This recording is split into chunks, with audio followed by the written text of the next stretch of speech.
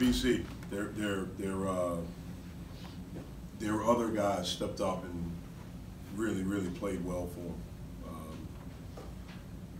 Between Heron, Hamilton, Reyes, and Kreljevic, that they had 32 points and 20 rebounds.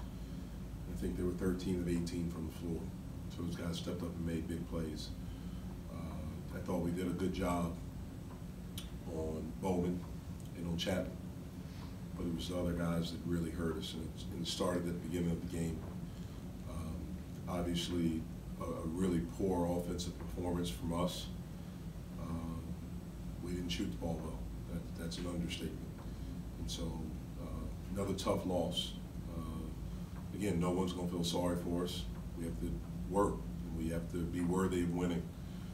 And tonight we weren't, and it pains me to say that, but we were not. You know, it's 51-49. We have the lead, and we scored 6 points the rest of the way.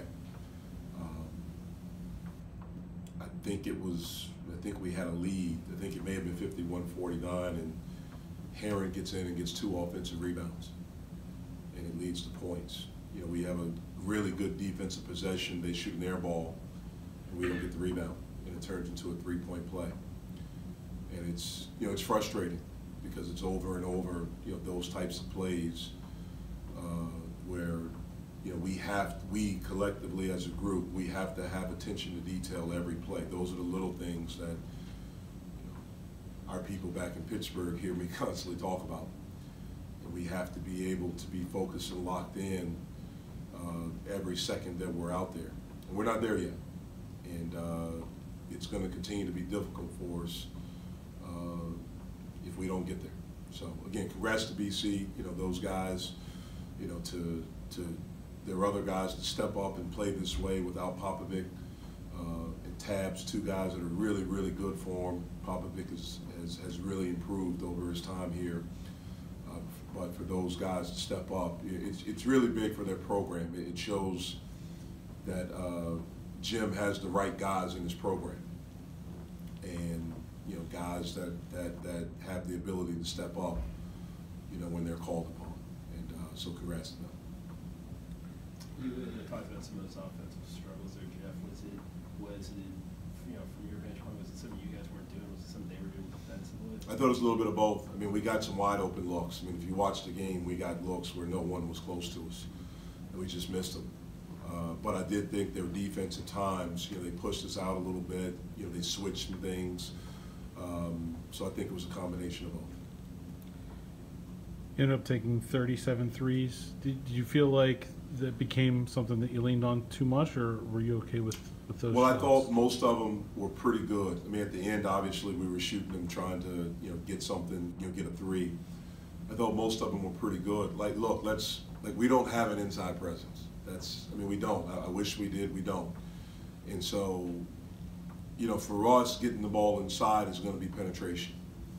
And people are clogging the lane up against us. So the 3-point shot is the shot that is available. That's why, if it's 37 that we took, it'd be interesting to see how many were wide open. And I bet over half of them were wide open. I bet well over half of them were wide open. I have to study the tape to know that. But this is, who we are, and again, we made some mistakes in transition early in the game. We got a chance to pitch ahead where I think we have a layup, but we don't see that. We don't make that play.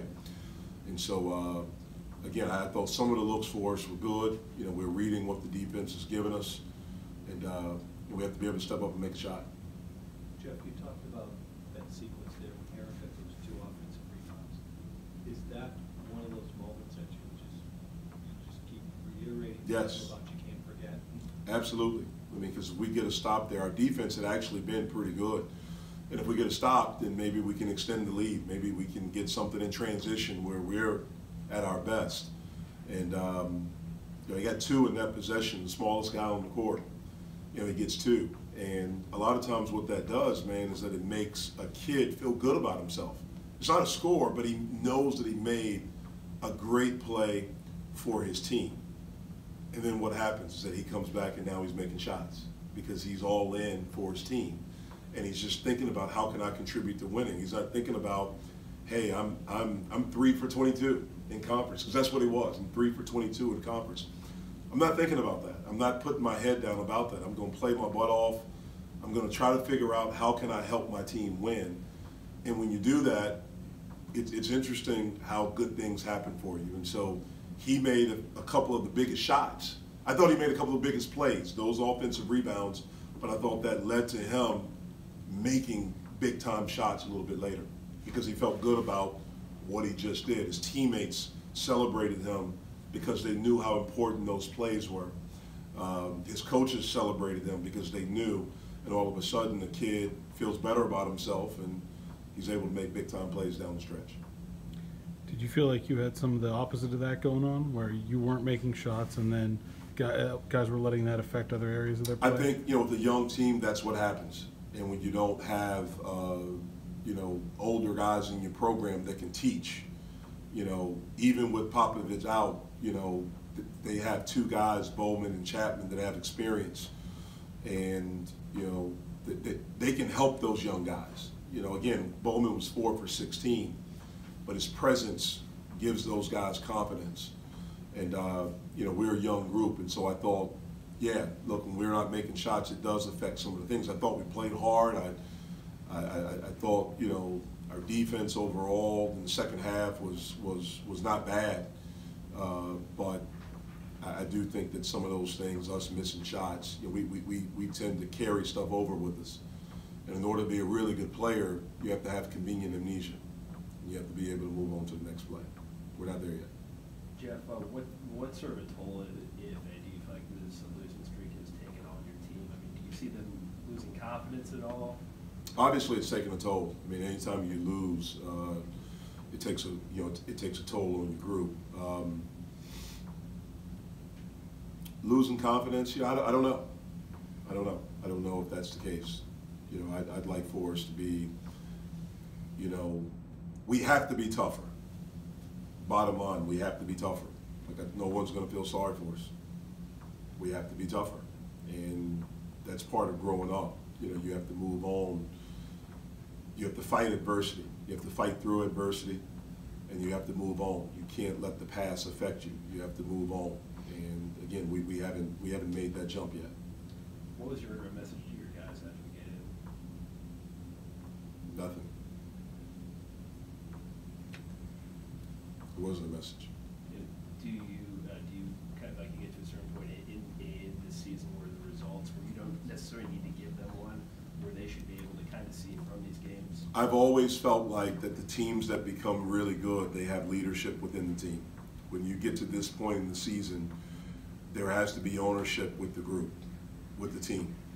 And these seasons are long, and you get tired of hearing people talk.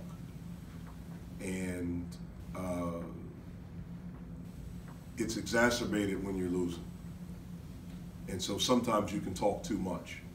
There has to be ownership within the locker room, within the group.